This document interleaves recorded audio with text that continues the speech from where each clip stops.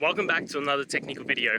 Today, I'll be going through your question, answering it, and hopefully finding that solution you're looking for. Guys, remember to stay just a little bit crazy, just like me, and hopefully you work through to that resolution. Now, let's continue on.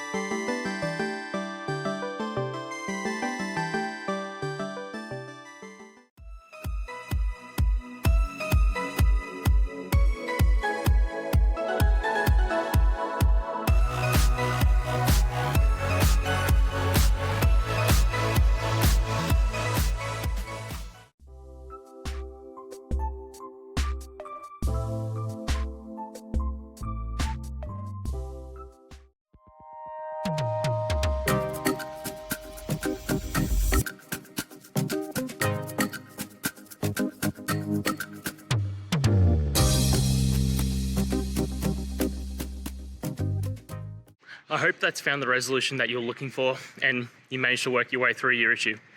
Please, if it did help, hit subscribe. I'd really appreciate it. And until the next technical time you need help, have a good one.